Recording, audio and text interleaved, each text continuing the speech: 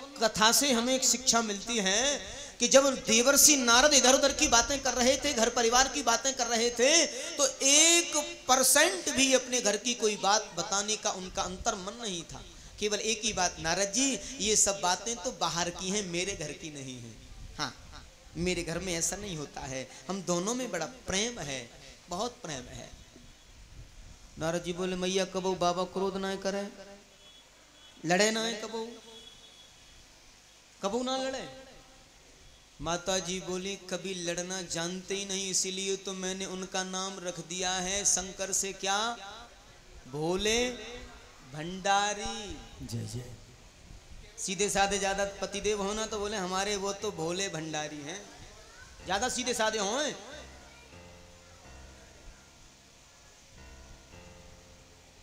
तो नारद जी बोले ये तो बड़ी प्रसन्नता की बात है मैया, मैं तो कुछ और समझ रहा था।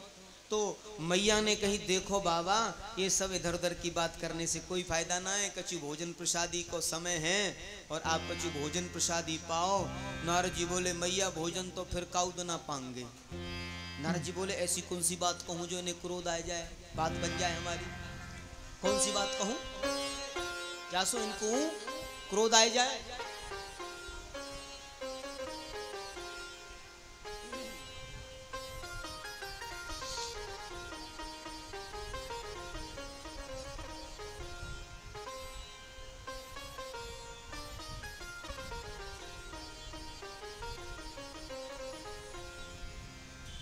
ब्रजवासीनो बानरनो एक स्वभाव छे, गुजराती में बोले ब्रजवासीनो बानरनो एक स्वभाव छे। जय जय। एक बार प्रेम से बोलिए राधे राधे राधे राधे राधे।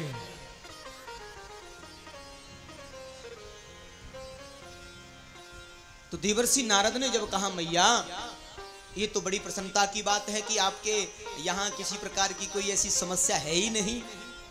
हाँ पर मैया एक बात बताऊं, बोले हाँ। बोले अपने गले में जो माला पहरे रहे भोलेनाथ जी, बाके बारे में कभू बताई कि किसके सिर लगे हैं इसमें। मैया बोली मैं तो बड़ी बड़ाई कर रही जी, बात न बताई, बाकी सब कुछ बताया। यही बात नहीं बताई, बाकी तो सब कुछ बताया, अब क्या कहूं। मैं तो बड़ी बड़ाई कर रही थी, मेरे भोलेनाथ मेरे भोले भंडारी। या बाबा ने तो दुखती जगह पे हाथ रख दिया। हाँ और सब कुछ बताया, मुझे जी नहीं बताया, मुझे बताते तो मैं बता देती है भाई कि ये माला या ऐसी इस प्रकार की पहने भये हैं, क्या कहूं। सो माता जी एकदम से चुप हो गई, विचार करने लगी, मैं तो बड़ी बड़ी बड़ाई कर रही और ये तो आज ऐसी बात। मन में उसी समय भाव आ गया, आज आने दो, शाम को देखेंगे।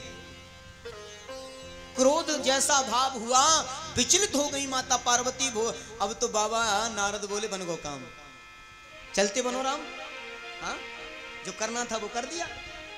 बोले मैया आज थोड़ी देर रह जाएगी, वो कई जगह जानो है और मैया फिर कभी आऊंगो, प्रणाम कियो है। माता जी तो ऐसी डूब गई क्रोध में, विदा करना भी भूल रही है। एक ही मन में भाव है, आज आने दो। उधर जब जा रहे थे देवर्षि नारद निकल के, भगवान भोलेनाथ की समाधि टूटी है और भगवान को प्रणाम किया है। प्रभु प्रणाम, आशीर्वाद दिया। भोलेनाथ मुस्कुराने लगे क्योंकि देख लिया ना घर की तरफ से निकले कुछ गड़बड़ करके आए हो। हाँ मुस्कुराने लगे, कहा बाबा प्रणाम, सब कुशल तो है। हाँ सब कुशल हैं, बाकी आपने सब जान ही लिया है। नारद जी बोले बाबा आज मैया ने थोड़ा जल्दी बुलाया ना कि जल्दी चले जाइयो। हाँ भोलेनाथ बोले जहां आप जैसे मनीषी के चरण पड़ जाएं वहां हमारा जाना तो जल्दी अनिवार्य हो जाता है। देवर्षि कहते हैं मेरे स्वभाव से आप तो परिचित हैं प्रभु, क्या करूं मेरा मन है ये मानता नहीं, और यही सब करना मेरे मन की एक गति है। भगवान भोलेनाथ गए। अच्छा पुराने जमाने में पहले पत्नियों का नाम नहीं लेते थे, नहीं लेते थे। हाँ जी ए जी और कछु ना है तो फलाने गांव बारी, अच्छा ये बताओ नंद बाबा यशोदा मैया महर क्यों कहवे? ब्रजवासी बैठे हैं सब, क्यों कहवे महर? अरी महर कबू यशोदा कह के ना बोले, कबू भाव आयो होगा तो अरी यशोदा रानी प्यार में, पर महर क्यों कहते थे मालूम है? पुराने समय में न पति का नाम पत्नी लेती थी और न पत्नी का नाम पति लेते थे। दोनों के प्रति बड़ा सम्मान का भाव रहता था, अपनत्व का भाव रहता था। मानो नाम लेने से सम्मान को ठेस न पहुंचे। दोनों के प्रति ये बात, ये हृदय का संबंध था। और अभी आजकल, अच्छा पुराने समय में पत्नी जो है पति के बाद प्रसाद ग्रहण करती थी, भोजन करती थी, ये नियम था। पतिदेव भोजन कर ले उसके बाद में श्रीमती जी भोजन करती थी। क्यों? उसके कई कारण हैं। और अभी आजकल पहले ही पैर फैला के बराबर बैठ जाएं, और गलती से अगर एक दिन भोजन ना करो ना संग में तो फिर खैर ना है। हाँ? अच्छा पुराने समय में और भी कुछ काम होते थे राजकुमार जी। पंचभूत महायज्ञ बताए हैं, नित्य प्रति करने होते हैं हर घर में। और ये परंपरागत व्यवस्था मेरी ब्रज की तो परंपरा रही है, बाल व्यवस्था में जिनका अनुभव किया है कि घर में जब प्रसादी बनती है, ठाकुर जी का भोग बनता है, तो सबसे पहले अग्नि को थोड़ा सा छोड़ा जाता है। चूल्हे पर जब रोटियां बनती थी तो माताएं ऐसे तोड़ के थोड़ा सा अग्नि डालें चूल्हे में। हाँ, और गाय के लिए ग्रास निकलता था। सभ्य और संभ्रांत परिवारों में आज भी गौग्रास निकलता है। गाय के लिए पहली रोटी गैया की, लाला या मत लियो, गैया की रोटी है, निकलती थी। अभी क्या हो गया, हम भूल गए, विस्मृति में आ गए। जो पहली वाली रोटी थी वही टिफिन में रख दी, श्रीमान जी ऑफिस जा रहे हैं ना, अब गैया वाली रोटी रख दी टिफिन में और श्रीमान जी गैया वाली खा रहे हैं। तभी तो गैया जैसे है गए बेचारे, खाए गैया की रोटी में। एक बार प्रेम से बोलिए राधे राधे। है क्या ना है? हाँ? लेकिन नियम जो कहता है कि पहली जो रोटी होती है वो गाय के लिए निकाली जाए, और पति के भोजन करने के बाद पत्नी को भोजन करना चाहिए। संतों को आपने एक हाथ से भोजन करते देखो हैं? क्यों? उसका भी यही भाव है कि वहां कोई और नहीं बैठा है। अगर महात्मा जी दोनों हाथों से लग जाते खाने और कोई वहां अतिथि आ जाए आश्रम में तो कैसे भोजन पवाएंगे? बैठे बैठे महात्मा 20 लोगों को भोजन पवा देते हैं। आप भी पाते हैं और दूसरे हाथ से उनको भी पवाते हैं। ये ले ये ले सबको देते हैं। ये भाव होता है। अगर दोनों ही बैठ जाएं पति पत्नी और कोई अतिथि आ जाए घर में तो फिर आतिथ्य कैसे होगा? और किसी वजह से कम पड़ गया तो गृहिणी को दोष लगता है। और पुराने समय का ये नियम था, पति पत्नी आपस में नाम नहीं लेते थे, ए जी हाँ जी में ही काम हो जाता था। अब प्रश्न आता है कि यशोदा मैया को महर क्यों कहते थे पहले समय में? कि श्रीमान जी और कछु ना है, बाल गोपाल ना है वे, तब तक उनके गांव कोई नाम लेके पुकारे, फलाने गांव बारी। हाँ, यशोदा मैया का गांव था महराना, यहीं ब्रज में पड़ता है। तो आधो ही नाम ले, महर, ओ महर, महराने वारी करके बोले तो महर महर पड़ गए नाम, याई सो महर बोले। तो जो है भोलेनाथ ने भी नाम नहीं लिया है। बाल गोपाल है जाए बड़े तो श्रीमती जी भी फलाने के पापा, गोपाल के पापा, मोनू के पापा, ऐसे। हाँ, और श्रीमान जी भी मोनू की मम्मी है। हाँ, नाम लिया कबू ना लिया। ये हमारी परंपरा है, ये हमारी नैतिकता है, हमारा शिष्टाचार है और होना चाहिए। अभी तो चट चट करके नाम लेने का एक प्रचलन सा आ गया है। तभी तो हमारा आत्मसम्मान, हमारी अंतर जो संबंध है पति पत्नी का वो समाप्त होता जा रहा है, दूरियां हो रही हैं। उसका मूल कारण है हमारी सभ्यता, हमारी व्यवस्था बिल्कुल धूमिल हो रही है। और इस कथा से हमें शिक्षा मिलती है, कितना भी क्रोध हो गया, एक बार भी नाम नहीं लिया। आज आने दो उनको, आज आने दो गणेश जी के पापा को। आए, दरवाजा खटखटाया, दरवाजा नहीं खुला। अच्छा, एक और बात, पुराने जमाने में जब लोग घर बनवाते थे ना, तो माताओं के रूठने के लिए एक कमरा अलग से बनता था। बेडरूम, ड्राइंग रूम के बाद एक और कमरा बनता था। श्री रामायण जी में उस कमरे का नाम आया है, वर्णन आया है, कोप भवन। श्रीमती जी रूठ जाएं तो वहां में जाके बैठ जाएं, और अब कोप भवन कोई बनावे ना है, जासो कोनो बने हो, कोने में रूठ के बैठ जाए, और श्रीमान जी मनोहार करके मना में मान जाओ, अब कोई गलती ना होगी, कोई देखो तो ना रहो, मैं बना रही हूं, नहीं गलती तो करोगे ना, अब बिल्कुल नहीं होगी। हाँ, ऐसे मनोहार करके मनाते थे। और जो है भगवान भोलेनाथ आए, दरवाजा खटखटाया, दरवाजा बहुत देर में खुला ना, और जो है कई बार कहा खोलो महर, महाराज कई प्रकार के नाम उच्चारित किए, अरे पहाड़न बारी, अरे जगदम्बा, ऐसे ऐसे नाम, पारंबा, जगत की अधिष्ठात्री, ऐसे ऐसे नाम लिए, जासो मान जाए। लेकिन बोली दूर रहना काले कहीं के, दूर रहना, दूर काले कहीं के। भगवान भोलेनाथ को कोई क्रोध नहीं आया। कहने लगे, देवी आपने बिल्कुल ठीक कहा है, हम बिल्कुल काले हैं, क्योंकि शरीर से तो काले हैं देवी, ये सच है।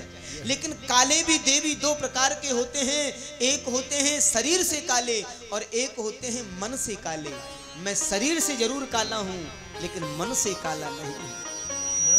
बोले आप तो कपटी हो, मेरे से इतनी बातें छुपाई। दोनों बैठे, कहा बैठिए, समझिए, बताइए आखिर कौन सी गलती हुई है। बोले अब तो बैठ गई श्रीमती जी, और बैठते ही गले में ऐसे हाथ डाल दिया है, ऐसे। बोले इसके बारे में आज तक बताया, माला पकड़ ली, इसके बारे में आज तक बताया कि इसमें किसके सिर लगे हैं, आज तक बताया। उसी समय भगवान शंकर के नेत्र सजल हो जाते हैं, देवी वैसे तो तुम पारंबा हो, जगदम्बा हो, जगत की अधिष्ठात्री हो, जगत की माता हो, जगत जननी हो। लीला की कार्य सिद्धि के लिए तुम्हारा बार बार जन्म होता है, बार बार मृत्यु होती है। तुम्हारी याद स्मृति मुझे बनी रहे, इसलिए तुम्हारे ही सिर इस माला में पिरो लेता हूं। और मेरे और तुम्हारे स्नेह का अगर कोई प्रतीक है, अगर प्रेम का कोई चिन्ह है, कोई प्रतीक है, तो ये मुंडों की माला है कि मैं कितना प्रेम करता हूं, कितना स्नेह करता हूं आपसे। नेत्र सृजल हो गए। एकदम से माता पार्वती कहने लगी, मैं क्या सोच रही थी इनके बारे में, मुझसे गलती हो गई देवी। एकदम विचार करती, गोपनीयम गोपनीयम, जो अति गोपनीय विषय थे उन्हें भी नहीं छुपाते थे। पार्वती जी जानती हैं, जो स्वप्न में भी दर्शन, समाधि में जो दर्शन करते थे भगवान शंकर, उन्हें भी आके देवी आज रघुवर सरकार के दर्शन किए। रोज पूछती थी, श्रीमान आज कौन के दर्शन भये? बोले आज तो मेरे राधा माधव के दर्शन भये, ऐसे विराज रहे मेरे राधा माधव। रोज बताते थे भगवान भोलेनाथ, जिनके बारे में कहते हैं कि अगर स्वप्न में भी भगवान के दर्शन हों तो कभी बताना नहीं चाहिए। गोपाल शास्त्र में वर्णन आया है कि लाल जी के दर्शन अगर है जाए तो बतावे नहीं, गोपनीयम गोपनीयम प्रत्नतः, उसे गुप्त रखना चाहिए, क्योंकि दर्शन का जो भाव है वो समाप्त हो जाता है। बताना नहीं, उसे गुप्त रखना। लेकिन भोलेनाथ तो रोज आके बताते। माता जी से कहा मैंने क्या नहीं बताया, कहते हैं स्वप्न में भी दर्शन करें तो बताना नहीं किसी को, कभी नहीं। हाँ, आज दोनों बैठे हैं, आपस में चर्चा हुई है और कहा देवी वैसे तो पारंबा जगदम्बा हो, जगत की अधिष्ठात्री हो, जगत की माता हो, जगत जननी हो। लीला की कार्य सिद्धि के लिए आपका बार बार जन्म होना, बार बार मृत्यु का होना, माता पार्वती बोली मुझे बार बार मरना पड़ता है? बोले हाँ। बार बार जन्म लेना पड़ता है? बोले हाँ। और आप? बोले देवी मेरा कभी जन्म नहीं होता, कभी मृत्यु नहीं होती। क्यों? क्यों नहीं होता? आपने ऐसी कौन सी जड़ी बूटी घोटकर पी रखी है जो आपका कभी जन्म नहीं होता और कभी मृत्यु नहीं होती? अब तो आप और भी महाकपटी हो। क्यों? क्योंकि आपने ऐसी कौन सी दवा खा रखी है जो मुझे नहीं खिलाई। आप कभी मरते ही नहीं, केवल मुझे ही मरना पड़ता है। हे प्रभु, अगर कृपा करी है तो अब की बार ऐसी कृपा करो कि मेरा भी ये जन्म मृत्यु का जो चक्कर है ये दूर हो जाए।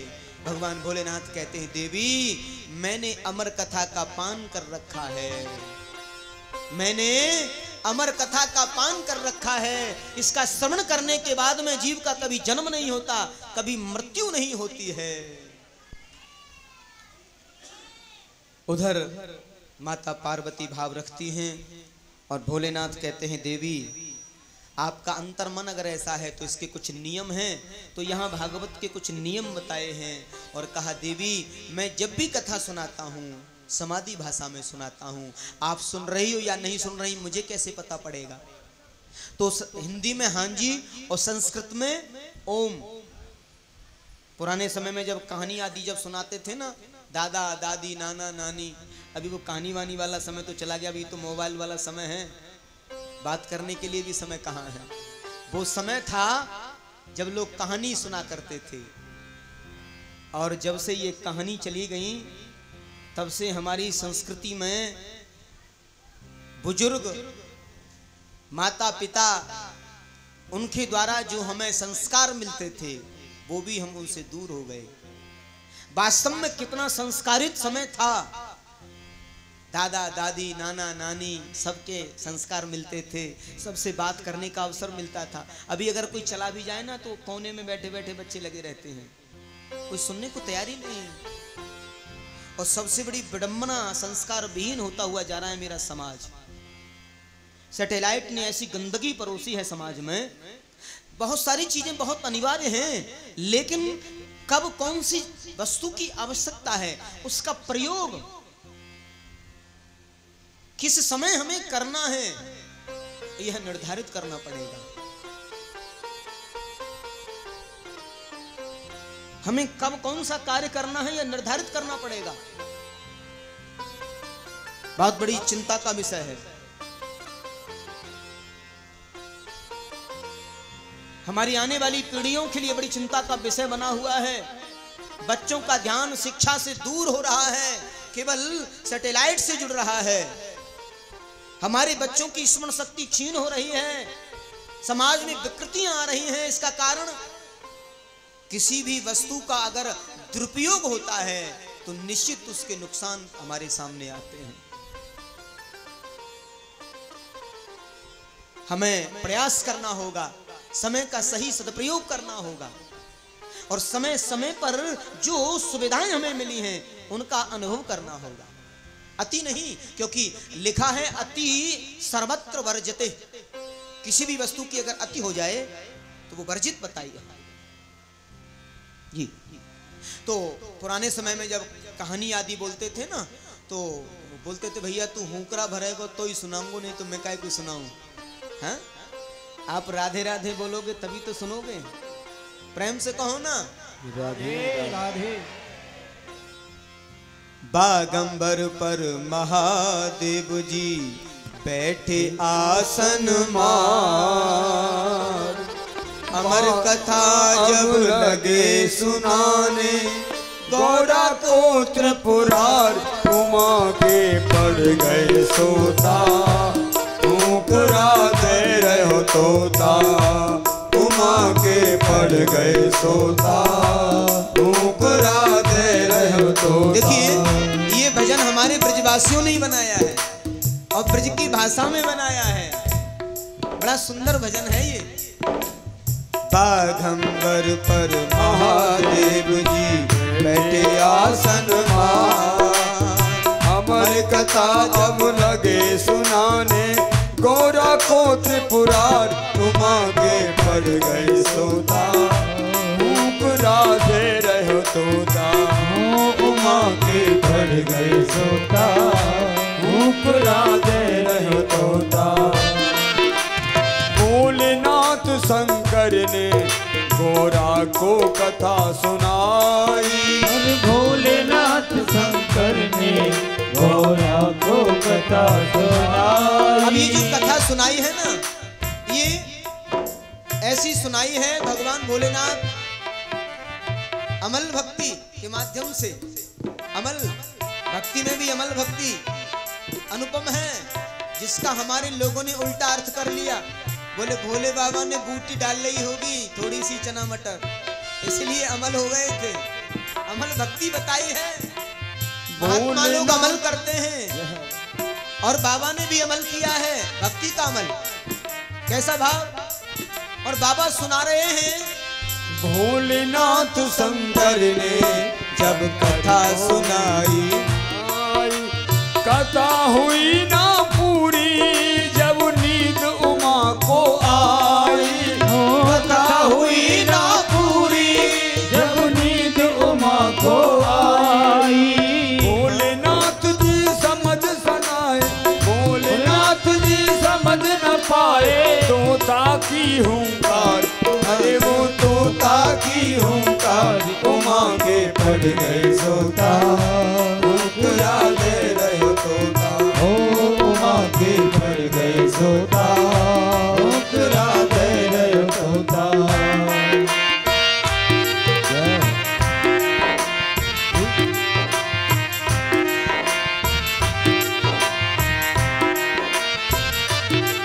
जब नींद से जागी गौरा अफसोस हुआ है भारी, जब नींद से जागी गौरा अफसोस हुआ है भारी। हाथ जोड़ कर बोली प्रभु लग गई नींद हमारी, हाथ जोड़ कर बोली प्रभु लग गई नींद हमारी। आदि कथा सुनी है हमने, आदि कथा सुनी है हमने, आदि है बरकरार, उमा के पड़ गए सोता, भूखरा दे रहे तोता, उमा के पड़ गए सोता, भूखरा दे रहे तोता।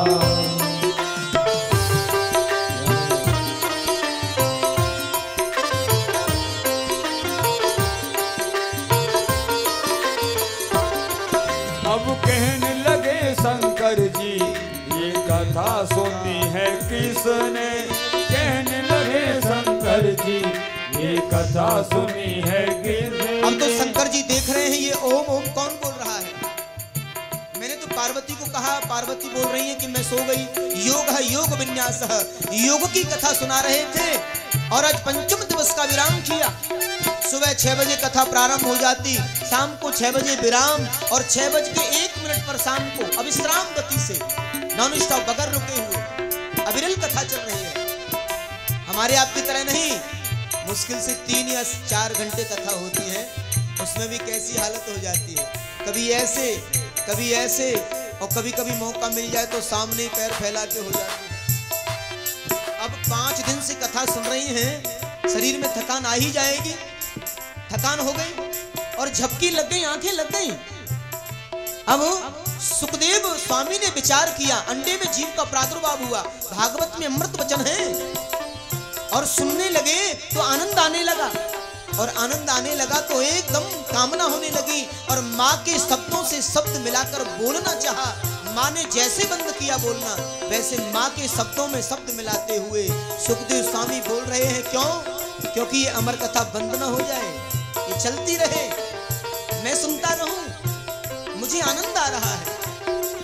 हाँ, उधर भोलेनाथ को मालूम हुआ, माता जी ने कहा आगे कहो ना, योग है योग विन्यास। भोलेनाथ जी बोले तुम कहाँ चली गई? बोले मैं झूठ नहीं बोलूंगी, मेरी आंखें लग गई, मुझे झपकी आए गई, मोए झपकी आए गई। भोलेनाथ बोले अच्छा? बोले हम्बे हम्बे, ये हम्बे और हाँ जी, हम्बे और हाँ और हूँ ब्रज में ही बोले, बाहर तो कोई समझे ही ना है, हम काय देखे, है ना? हाँ, एक बार प्रेम से बोलिए राधे राधे राधे अम्बे। अरे ये कहने लगे शंकर जी, हर कथा सुना है किसने? कहने लगे शंकर जी, ये कथा सुनी है किसने? मैं जिंदा ना छोड़ूंगा ये दिया हुंकारा जिसने, जिंदा ना छोड़ूंगा ये दिया हुंकारा जिसने। अब तो इधर उधर देखने लगे, त्रिशूल उखाड़ लिया है। ये ओम ओम कौन बोलता रहा? रुद्र रूपधारी को क्रोध आ गया, भोलेनाथ क्रोध भी आ जाते हैं। बोलिए कौन चुपके सुन रहा है? इधर देखा उधर देखा, कोई दिखाई नहीं दिया, और जैसे पीछे मुड़ के देखा है, एक बार तो मन में भाव आया, नन्हा सा पक्षी है, छोटा सा सुंदर पक्षी है, कैसा ओम ओम बोल रहा है, आंख बंद है, ओम ओम। एक बार तो मन में प्रसन्नता हुई, लेकिन मन में विचार आया, इसने ब्रह्म विद्या की चोरी की है। वेद शास्त्रे विधि बिना, बगैर विधि के इसने कथा को सुना है। व्यासपीठ से ऊंचा बैठकर, व्यासपीठ के पीछे बैठकर कथा सुनना निषेध बताया है। सन्मुख अगर बैठ कर के सुनते तो इन्हें इसे अपराध नहीं लगता। ये अपराधी है और अपराधी को दंड मिलना ही चाहिए। त्रिशूल उखाड़ लिया है और मारने के लिए दौड़े हैं। आगे आगे तोता दौड़े, आगे आगे तोता दौड़े, पीछे शिव भंडार, अरे हाँ पीछे शिव भंडार। उमा के पड़ गए सोता, ऊपरा दे रहे तोता, उमा के पड़ गए सोता, ऊपरा दे रहे तोता।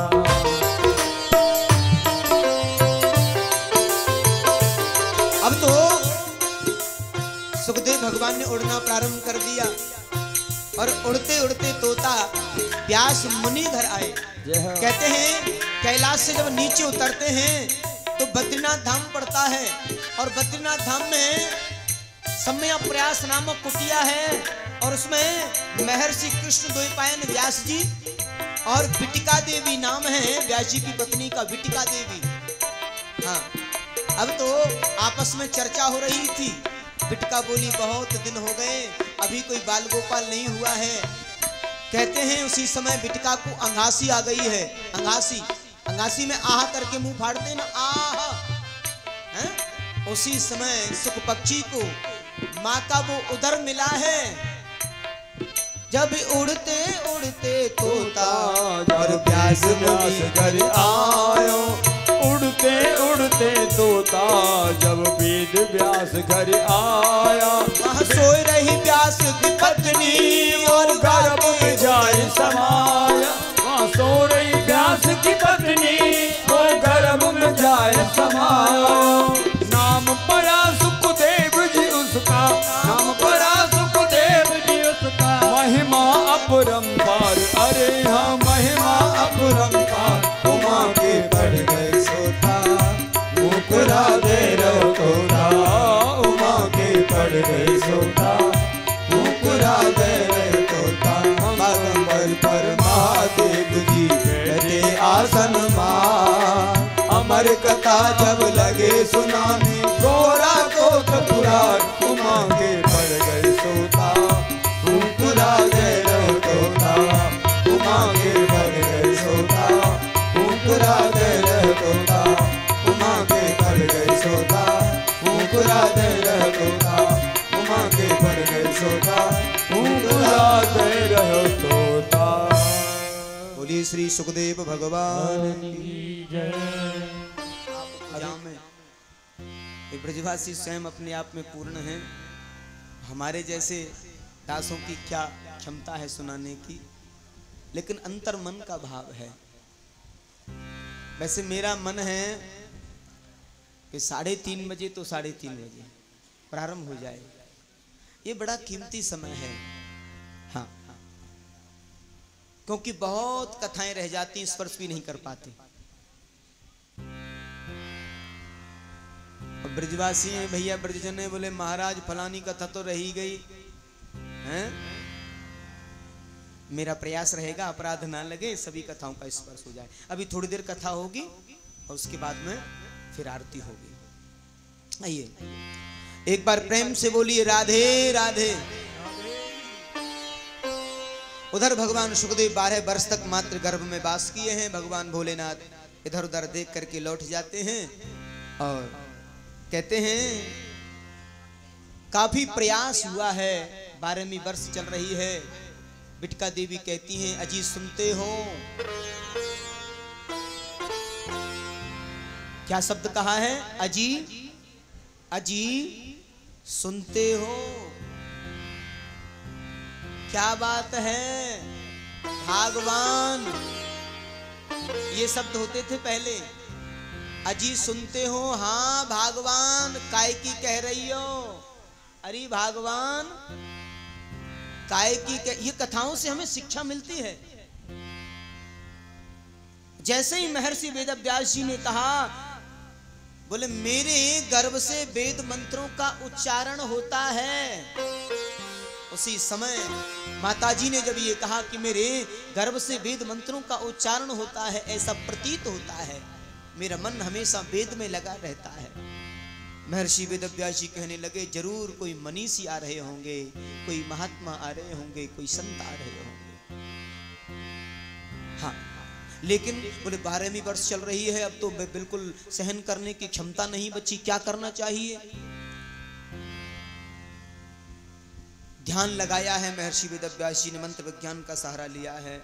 ध्यान समाधि में गए और जाकर के संवाद किया है गर्भस्थ शिशु से। कहा बेटा सुखदेव बाहर आओ। दोनों हाथ जोड़ लिए, पिताजी जैसे तैसे आके छुपने का अवसर मिला है। विष्णु और माया बलवती, फिर कोई त्रिशूल वाला पीछे पड़ जाएगा। छुप के बैठा हूं, अब नहीं आऊंगा। कैसे आओगे? बोले मायापति विष्णु अगर आकर के कह दे तो मैं बाहर आऊंगा, नहीं तो नहीं आ सकता। स्वयं भगवान को आना पड़ा है। भगवान स्तुति करते हैं और कहा बेटा सुखदेव अब तुम्हें संसार में आना होगा और जन जन में भागवत धर्म का प्रचार प्रसार करना होगा। एक बार प्रेम से बोलिए राधे राधे। जन्म लिए, जन्म लेते ही जो वन को जा रहे हैं, पुत्र पुत्र कहते पीछे पीछे महर्षि वेदव्यास जा रहे हैं, लौटा कर लाने की जिनमें सामर्थ्य नहीं है। कि यम प्रवजन्तमनुपेतमपेत कृत्यं द्वयपायनो विरह कातर्वा जुहाव पुत्रेति तन्मय तया तरवोभिनेदुस्तं तं सर्वभूत हृदयं मुनिमानतोऽस्मि। जन्म लेते ही जो सन्यास को ग्रहण किए हैं, पुत्र पुत्र कहते पीछे पीछे महर्षि वेदव्यास जी जा रहे हैं, लेकिन लौटा कर लाने की सामर्थ्य नहीं है। वृक्षों से जवाब मिलता है। कुछ नारियां सरोवर में स्नान कर रही थी, उनसे भी जवाब मिला है। महान ज्ञानी को जवाब जब मिला, प्रकृति ने इशारा कर दिया कि लौटा कर लाने की सामर्थ्य नहीं है। ये महान है, अलग छिलिंगो निजलावतुष्टो, ये तो महान है, इन्हें संसार से कोई लेना देना नहीं है। ये तो वितरागी संत हैं। ये कौन है? वितरागी संत हैं। कैसे संत हैं? वितरागी। और वितरागी किसे कहा जाता है? किसे कहा जाता है? जिसे किसी से कोई लेना देना नहीं, कुछ लेना न देना, मगन रहना, कुछ लेना न देना, मगन रहना, कुछ लेना न देना, मगन रहना, कुछ लेना न देना, मगन रहना, कुछ लेना न देना, मगन रहना, लेना न देना,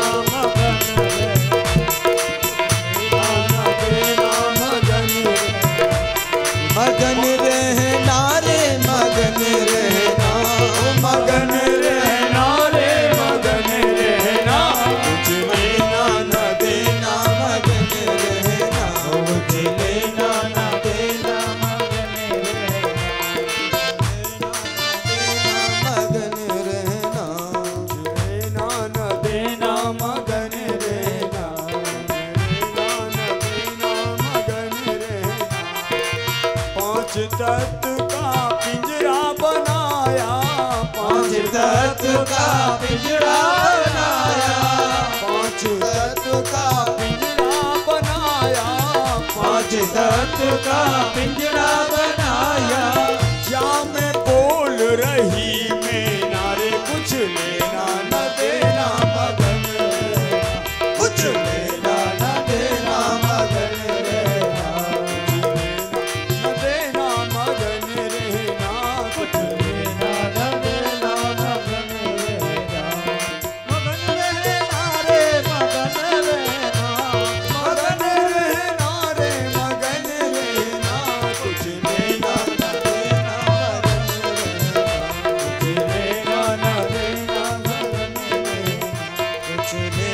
कबीर सुनो भाई साधु, कहत कबीर सुनो भाई साधु, कहत कबीर, कहत कबीर सुनो भाई साधो, कहत कबीर सुनो भाई साधो। या जग में कोई ना अपना, कुछ लेना न देना मगन रहना, कुछ लेना न देना मगन रहना, कुछ लेना न देना मगन रहना। एक बार प्रेम से बोलिए राधे राधे। ऐसे महान संत मेरे राष्ट्र के आए हैं और संत कृपा हो रही है कि सबई पुंसा परो धर्म यतो भक्ति रदोक्षजे अहेतुक्य प्रतिहताययात्मा आत्मा संप्रसीदते। और यहीं से जो 6 प्रश्न किए हैं ना, उनके जवाब देना प्रारंभ किया है और 6 प्रश्नों का जवाब आपको देंगे कल से। अभी सुखदेव स्वामी का पूजन होगा। ये वही सुखदेव स्वामी हैं जो राजा श्री परीक्षित को 7 दिन में मृत्यु का श्राप मिला है, उन्हें मुक्ति के लिए भगवान आए हैं। आदि अनेकों कथाओं के साथ सुखदेव भगवान का पूजन होगा और विस्तृत कथाओं का वर्णन कल होगा। आइए सब मिलकर के सुखदेव भगवान का पूजन हमारे आचार्य जी श्रीमान कौशिक जी परिवार सहित आएंगे और भगवान सुखदेव जी से प्रार्थना करेंगे, हे सुखदेव भगवान, राधा माधव के इस आंगन में आप अपने ज्ञान की ऐसी वर्षा करना कि आनंद की अनुभूति होती रहे।